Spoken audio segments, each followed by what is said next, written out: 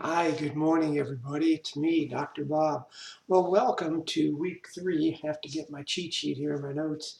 Um, I wanted to let you know that you're all doing really well. I've got a few students who haven't checked in yet, so I'm assuming they may have dropped, but otherwise, all of you are doing well. You see, we've had a few students who joined us a week late, and they're getting up to speed too. So you're doing really well. You're doing great in the discussion board. One thing I did want to remind a few of you in the discussion board is to be sure to use the first name of the person to whom you're responding. And, it's always a nice thing to do that in your emails too, instead of just saying, coming out and asking whatever it is you want to ask.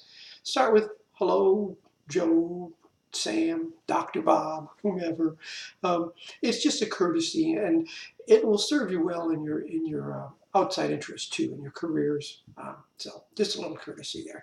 All right, so the discussion boards are looking pretty good. Just a few of you still seem to kind of wait until Thursday night to post that initial comment. And I encourage you to try to do that earlier in the week. If you can, I understand maybe you can't do it Monday, but try to do it Tuesday or Wednesday. This way, one, it knocks it out so you don't have to worry about it. It's done. Your initial post is done. And it also gives everybody else a chance to reply to you. So they get their 2 replies in and you get your 2 replies in as well. So, and remember, whether it's your initial post or it's your replies, they must be 2 well-written paragraphs. Now, a paragraph is more than a sentence or 2. I'm looking for at least 3 or 4 sentences in a paragraph. That's not a lot to ask, right? Okay, so this week we're going to talk about cultural symbols in the discussion board.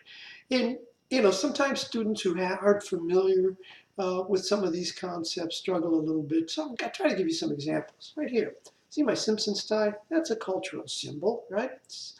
It's a sign of, Americanism, I guess. Some people think it's a sign of a dumbing down society or whatever, but it's a symbol, right? The symbols have many different meanings. They mean different things to different people. And we learn their meaning through social interaction. That's what symbolic interactionism is all about. So what are my cultural symbols? Well, I'm an old white guy. So for me, football. I love football, right? That's I wouldn't. How could you be more American than football, right? Um, I love education, and again, that to me is a value, which is part of a symbol of who I am as an academic. I don't have any tattoos. I don't wear a lot of jewelry other than my wedding ring occasionally. Um, but that's just, again, my cultural symbols. Where I grew up or when I grew up, my father was a former Marine, fought World War II. He was very dead set against tattoos. So growing up, we didn't get tattoos. Now, that's changed, and a lot of young people and people my age have tattoos. So again, it's a cultural symbol. Now, my heritage, my ethnic heritage, I was born in the U.S., as were my parents. But on my mom's side, her parents came over in the late 1800s. Her father was Lebanese and her mother was Syrian. Do I share those cultural symbols anymore? No, not really. On my father's side, he was mostly Irish, a little mix of English in there as well, some Scottish, right? So he's a bit of a mix. But St. Patrick's Day, yeah, I'll wear green and I'll hoist a few. But, again, those are the ideas behind cultural symbols. And are there stereotypes? Sure, you bet. What are they? Well, for the Irish, it's what? Well, the men are a bunch of drunken wife beaters, and the women just pop out babies and are barefoot and pregnant. Are there cultural symbols for being American? Yeah, we're a bunch of arrogant, fat, lazy slobs.